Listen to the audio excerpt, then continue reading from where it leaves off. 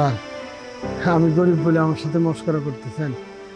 5 বছর পর পর আপনি একজন করে সৎ মানুষ খোঁজেন, সেই সৎ মানুষকে টাকা দেন, সে যেন ব্যবসা বাণিজ্য করে বড় হইতে পারে।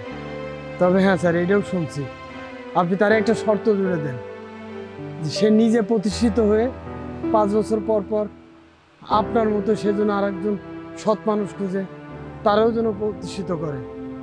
কিন্তু স্যার, আপনার এই 5 বছর পরে আপনি সৎ মানুষ হিসাবে আমারে খুঁজে নিয়েছেন, এটা আমি বিশ্বাস করতে পারতেছি না। আমার কিন্তু স্বপ্ন মনে হইতেছে স্যার।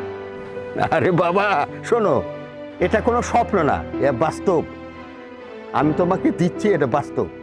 স্যার সত্যি যদি আপনি আমারে দেন, আমি খুবই খুশি হব স্যার।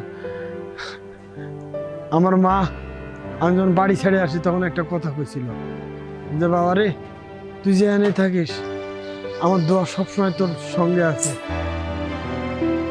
আজকে বুঝতেছি স্যার, মায়ের দোয়া সঙ্গে থাকলে সন্তানের সবসময় মঙ্গল হয়। শোনো বাবা, কান খুলে শোনো, ভুলে যেও না।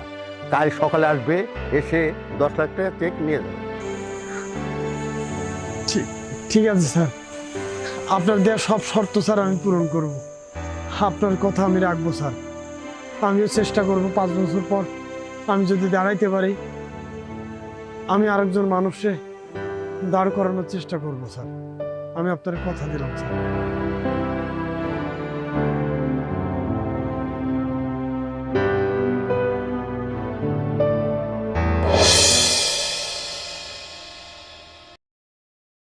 বিপ্লব ভাই, জি ভাই বলেন। যত দ্রুত সম্ভব এই প্রজেক্ট শেষ করতে হবে। হ্যাঁ আপনি ঠিকই বলছেন।